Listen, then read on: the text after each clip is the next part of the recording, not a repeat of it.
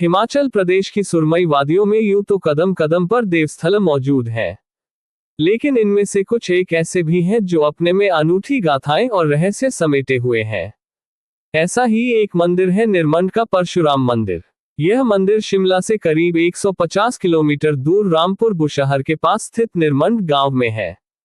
मान्यता है कि भगवान परशुराम ने यहां अपनी जिंदगी के अहम वर्ष गुजारे थे। किंवदंतियों के अनुसार ऋषि जमदग्नि हिमाचल के वर्तमान सिरमौर जिला के समीप जंगलों में तपस्या किया करते थे।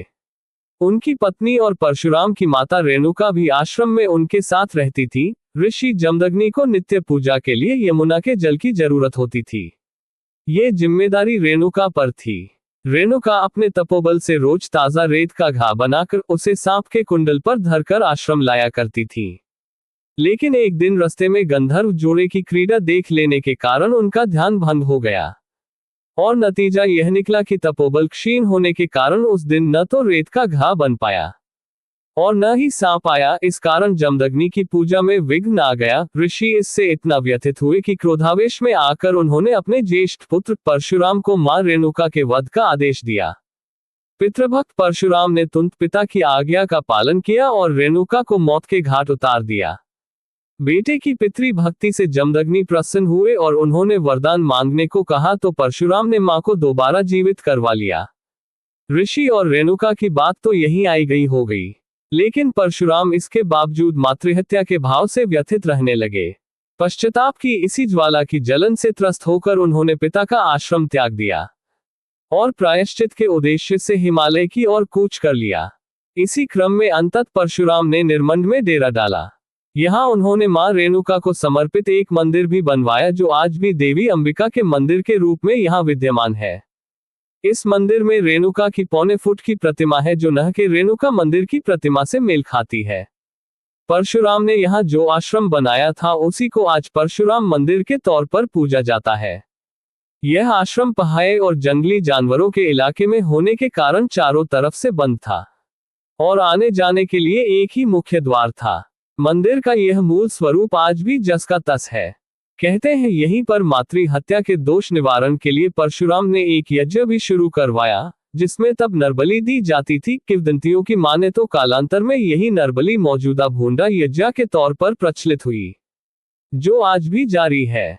एक अन्य कथा के अनुसार परशुराम ने निरमंड को खास तौर पर क्षत्रियों के संहार के लिए तैयार करने हेतु बसाया था, लेकिन कारण यहाँ भी माता रेणुका थी।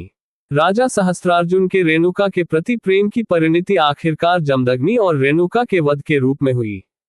इससे परशुराम कुपित हो उठे और उन्होंने धरती से क्षत्रियों के संहार का संकल्प लिया, जिसे पूरा करने के लिए निरमंड में आश्रम बनाया। अब इनमें से सच कौन सी धारणा है ये कहना तो मुश्किल है, लेकिन दोनों से यह जरूर साबित होता है कि परशुराम ने ही निरमंड बसाया था। यही कारण है कि दूसरे तमाम देवों के मंदिर होने के बावजूद निरमंड में आज भी परशुराम को ही मुख्य देव माना जाता है। परशुराम जी का मंदिर गांव के बीचों बीच स्थित है और खास बात यह कि आप गांव के किसी भी रास्ते पर चल दे परशुराम मंदिर जरूर पहुंचेंगे। परशुराम जी का मंदिर या कोठी मूर्त लकड़ी की बनी हुई है, जिस पर प्राचीन काष्ठकला उकेरी हुई है। मुख्य द्वार आज भी एक ही है। मंदिर के गर्भगृह में परशुराम जी की 3 मुंहों वाली मूर्ति स्थापित है। यह मूर्ति कश्मीर रियासत की तत्कालीन महारानी अगरतला ने स्थापित करवाई थी। कहा जाता है कि इसके मुख्य मुख के माथे पर तीसरी आंख के रूप में हीरा भी जड़ा हुआ था।